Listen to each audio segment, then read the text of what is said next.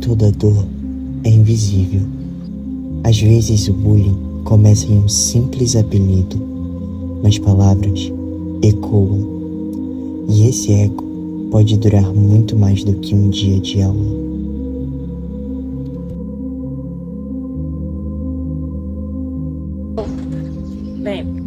Me lembro bem. As coisas que marcam o sentimento geralmente ficam gravadas. Começou com brincadeira, né? De alguns amigos meus. Como eu era pequenininho, né? Tinha uns 6 anos. Tava na escola. Aí começa assim, né? Sempre um amiguinho. Nossa, você é muito gordinho, hein? Nossa, meu Deus, todo mundo para de comer. Que é isso? Bocão. Não. Isso acaba que vai afetando, né? Mas como era amigos, assim, ter essas, né? A gente acaba relevando mais. Acaba machucando bastante. Lembro. Porque eu sempre fui muito magra, né? E aí os meus colegas, aí teve uma época do ensino da educação infantil para o ensino fundamental, que eu acho que eu dei uma espichada e eu fiquei mais magra ainda. Então os meus colegas, eles faziam muito brincadeiras com a questão da minha magreza. Eu era criança, então não tem um momento exato. Eu acho que é importante enfatizar que na minha infância eu nunca sofri nenhum tipo de bullying. Os meus colegas que andavam comigo, sim. Eu meio que ajudava eles, né? Porque eu inibia as outras pessoas, eles andavam comigo e era como se eu fosse uma protetora deles, né? De alguma situação que os incomodava. Mas depois de grande, depois de adulta, depois de formada, eu sofri bullying e ainda sofro de uma forma diferente, né? A gente chama hoje de xenofobia, né? Que é o preconceito da onde a gente veio, da onde a gente nasceu. E isso incomoda um pouco ainda. O Rio de Janeiro é uma cidade muito linda, eu gosto muito de lá, já morei lá 2 vezes, para quem sabe a minha história e conhece. Só que lá é um estado muito preconceituoso com o nordestino.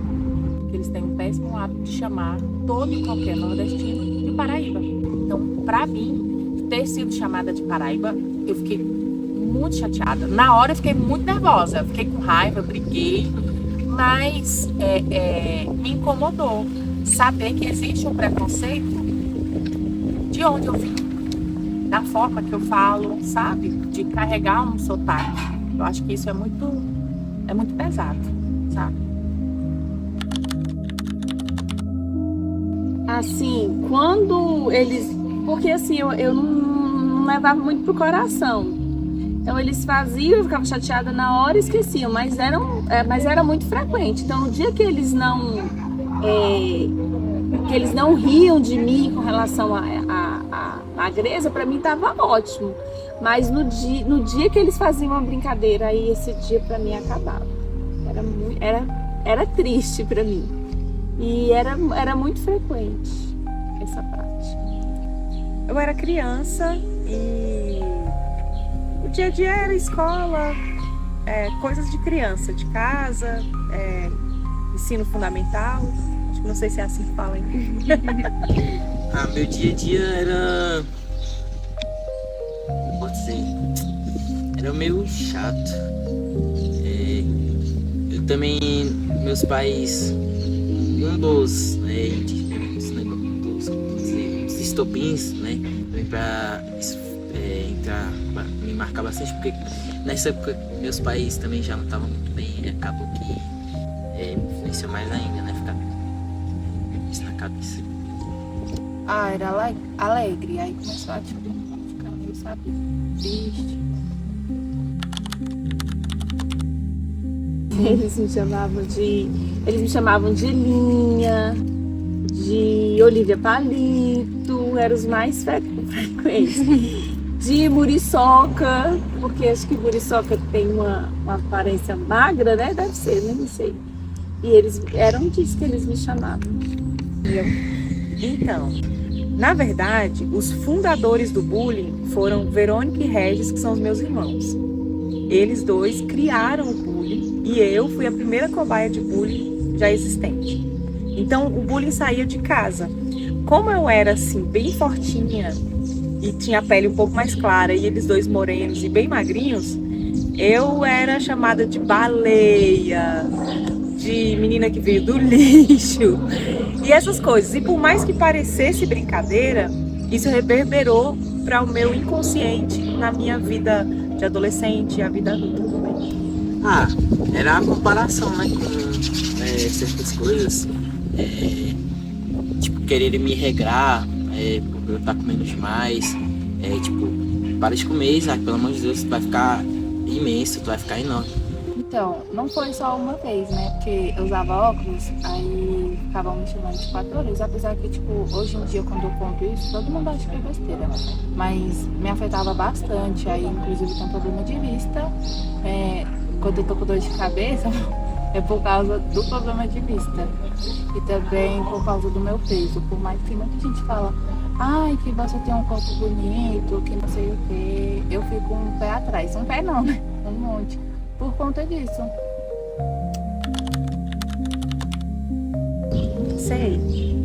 Pensei.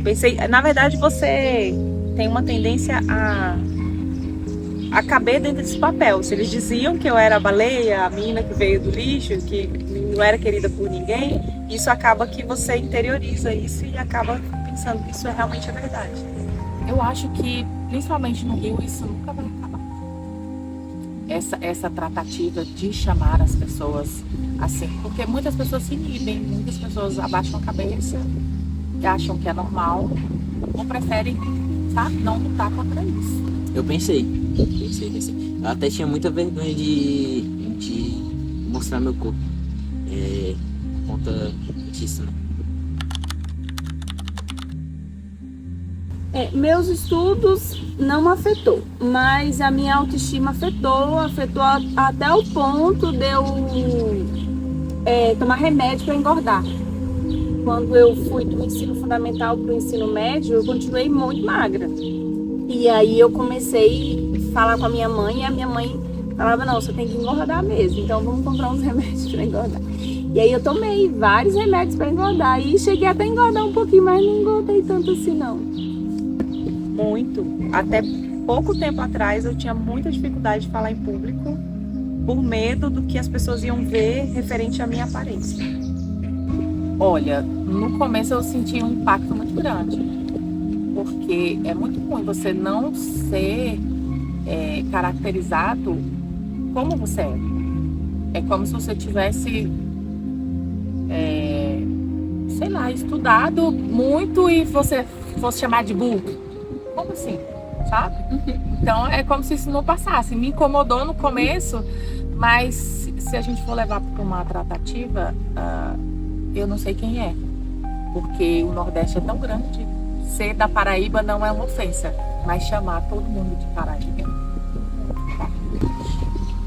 Mais ou menos, porque acaba que quem fazia essas brincadeiras eram mais pessoas que estavam ali no meu ciclo, né? E acabou que, pô, sei lá, achava isso paia, um amigo meu ficar falando isso pra mim, aí não me afetou muito, mas afetava de um jeito ou de outro, sabe? Eu acho que com a pessoa que fez em si, eu nunca tive aquele contato todo. Na escola, creio que não afetou e autoestima demais até hoje. Então, o que me fez perceber que eu precisava reagir? Na realidade, a minha reação, porque eu não tive nenhuma reação, eu sofria calada e não compartilhava com ninguém. A única pessoa que eu compartilhava era com a minha mãe, mas também não falava pra minha mãe que eu estava sofrendo bullying, porque naquela época eu não tinha essa prática. Tinha a prática, mas não tinha esse não se tratava o bullying. E aí, como que eu reagi? Eu reagi como eu falei pra vocês. Eu falei, vou engordar, porque a única solução pra mim é engordar. E aí eu engordei um pouquinho, quando eu fui pro ensino médio, já tava um pouquinho mais, né? Um pouquinho. E essa foi a forma que eu reagi, mas não teve outro. Não cheguei na direção pra falar, os professores viam e faziam vista grossa, porque não era trabalhado, não tinha esse trabalho efetivo na escola. Que aquilo não era uma verdade, né? Era uma brincadeira de criança que deu errado. Eles também eram crianças, eu era criança, E eu não era aquela pessoa, não vim do lixo, não era baleia. E esse ponto de virada às vezes vem quando você começa a se olhar de fato, enxergar a sua própria capacidade. Eu acho que mostrar para as pessoas, ou para quem na época me chamou, várias pessoas, né? Que primeiro, Paraíba é um estado, uma região geográfica, não é uma pessoa, né? E não é um sentimento. Então eu acho que quando a gente tem um conhecimento, a gente responde com educação, e essa é a melhor arma que a gente pode ter contra o preconceito, nesse caso. Acaba que a gente não pode ficar aceitando, né? A gente tem que tomar alguma atitude para fazer alguma coisa. Eu não me lembro muito bem o que eu fiz, mas foi com o passar do tempo, acabei que eu fui deixando mais de lado, né? Que estavam falando, e fui focar mais em mim, porque se eu fosse focar no que as outras pessoas falariam, eu poderia acabar até caindo no depressão. Quando eu sofri bullying, quando eu usava óculos, eu era criança, então eu acabei perguntando com a minha mãe. E ela sempre falava pra mim não ligar, pra não dar ouvidos. A minha mãe que me deu remédio pra engordar. Terapia, coaching que eu fiz na época, meu marido principalmente, acho que foi a pessoa que mais me ajudou, porque é uma pessoa que me ama e de fato enxerga em mim as qualidades que às vezes eu não consigo ver. Infelizmente não. Outros que são chamados de Paraíba, como eu, que estavam juntos, falaram: prima, deixa isso quieto, não compensa mexer com isso, sabe? Porque talvez não pesassem para eles, porque já estavam acostumados. Eu acho que acostumar a ser menosprezado ou ser diminuído. Minha mãe e meu pai, eles me apoiavam bastante. Apesar de ter algumas briguinhas desse lá, mas eles sempre estavam do meu lado para me ajudar.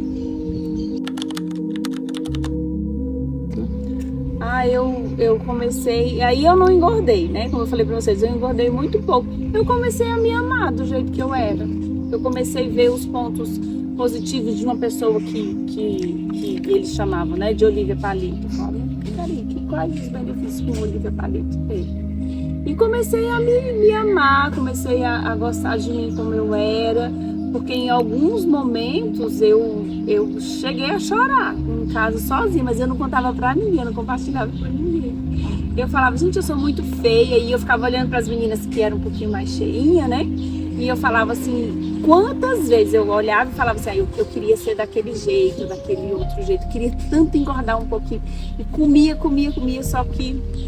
E aí eu comecei a ver os pontos positivos de ser uma pessoa magra e parei de me importar. Teve um tempo que eu falei, não, eu sou como eu sou, eu me amo como eu sou.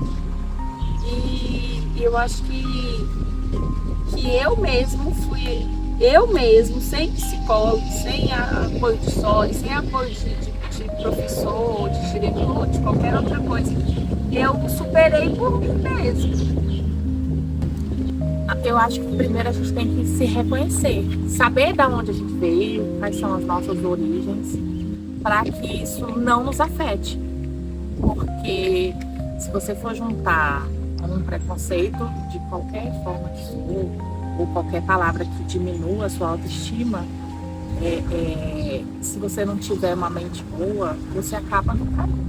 Você acaba se isolando, você acaba deixando de frequentar lugares que você gosta, por esses motivos. Então, quando a gente se conhece, a gente sabe de onde veio, a gente sabe da nossa luta, a gente conhece a família, a gente sabe de onde vem o nosso apoio, eu acho que isso fortalece muito.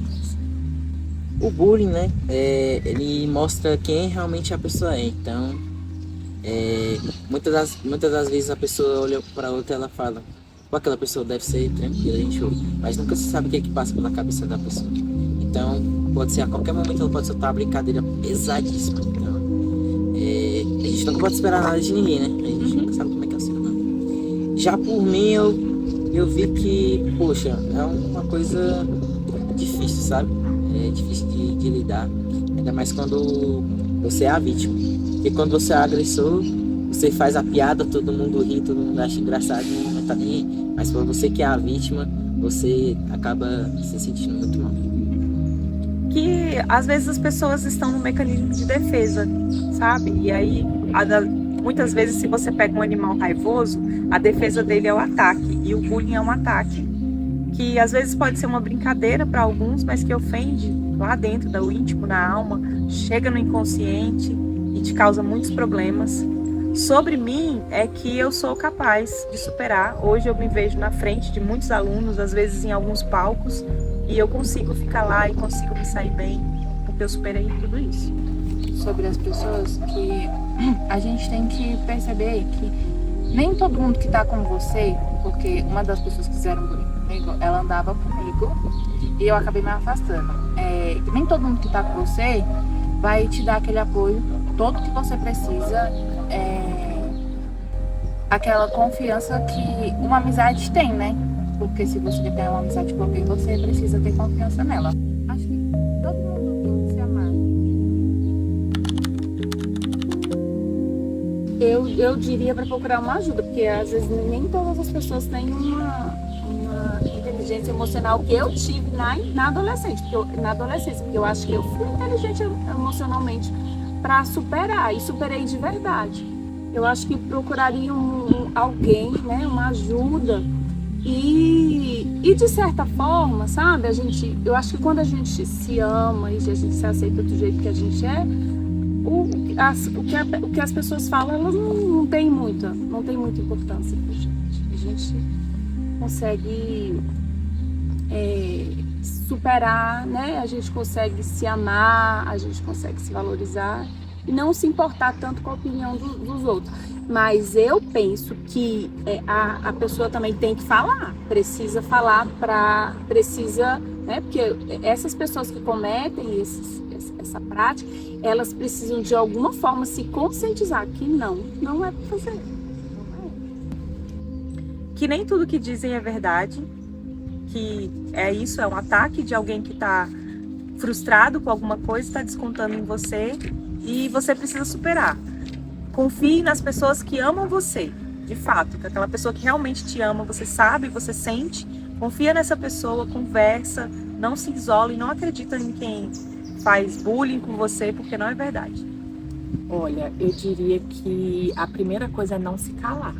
Eu acho que quando a gente cala, a gente acaba pegando isso pra gente. Então, eu acho que a primeira resposta, ela tem que ser imediata, sabe? Você não aceitar. É você simplesmente virar e falar assim: o que tá acontecendo? Por que você tá me tratando assim? O que eu fiz pra você? Sabe? Porque isso já dá uma desmontada na estrutura da pessoa. Porque quando a gente cala e sai, aquilo fica remoendo. E aquilo que poderia ser um reflexo, um espelho que bate e volta, você guarda pra dentro de você e outras pessoas vão falando e aquilo vai te dando gatilhos de palavras, de estímulos, de acontecimento, de lugares, e isso só cresce. Então eu acho que uma resposta imediata funciona. Ter um apoio familiar, conversar com seus familiares, conversar com pessoas de confiança, procurar ajuda psicológica também, porque muitas das vezes ajuda a conversar com alguém, tentar, né, falar com o agressor. Apesar de muitas das vezes, hoje em dia, você tentar conversar e a pessoa te levar na chacota, é melhor você falar que não tá gostando de tal brincadeira do que aceitar essa brincadeira. Então, muitas das pessoas, elas aceitam essas brincadeiras por não conseguirem falar o que estão sentindo. E isso acaba que a pessoa se resguarda muito. Ela acaba tendo aquele medo de se socializar com alguém. Tipo, eu vou falar com aquela pessoa, mas eu não vou falar porque ela vai brincar com o meu cabelo, ela vai brincar com a minha cor, ela vai falar da minha estatura. Então acaba que machuca, né? Eu falaria pra ela não ligar, porque nem todo mundo é perfeito e nem todo mundo tem o direito de falar sobre a pessoa, tipo, que você tá fora do peso, ou que você usa óculos, por exemplo, né? Tipo, ninguém tem esse direito de falar, porque ninguém é perfeito, né? Somos seres humanos e um ser humano, ele não é perfeito.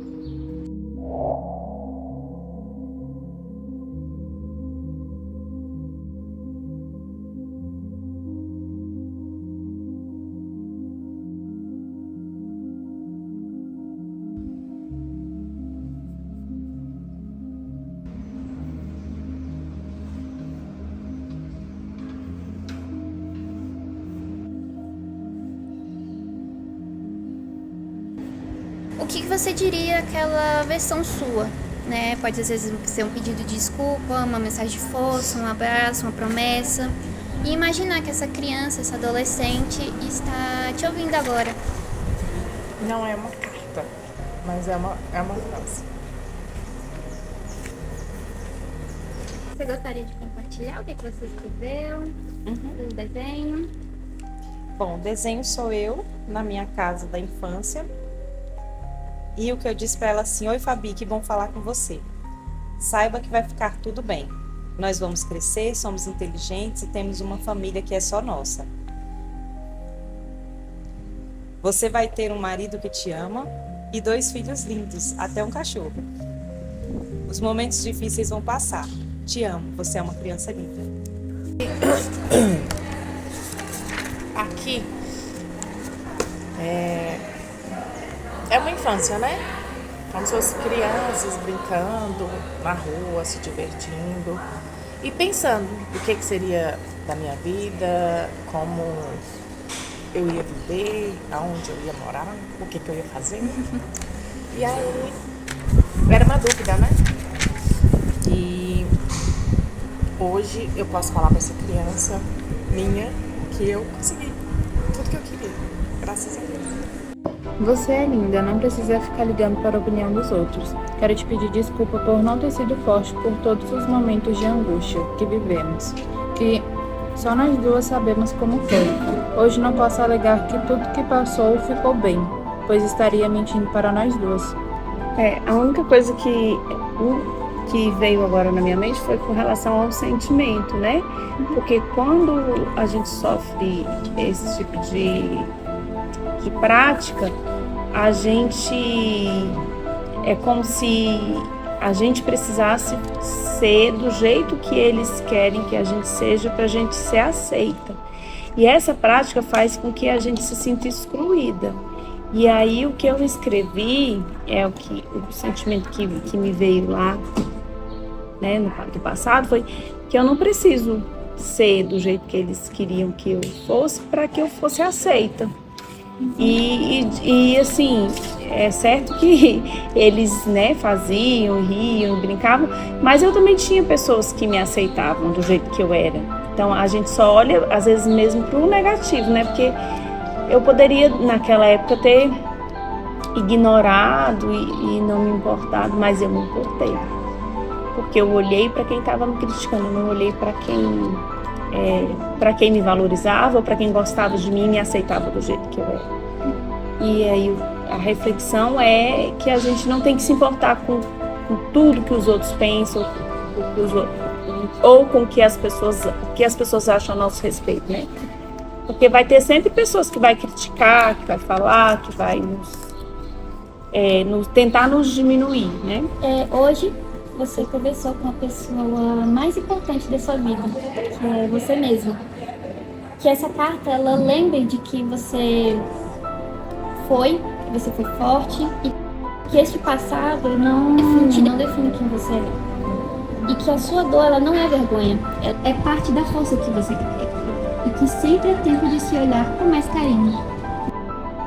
Parabéns por ser coragem, por ter escolhido o recomeço, por lembrar que o passado não paga quem você é, ele molda quem você se torna. E que sua história continue inspirando quem ainda está no escuro. Acredita que também pode brilhar.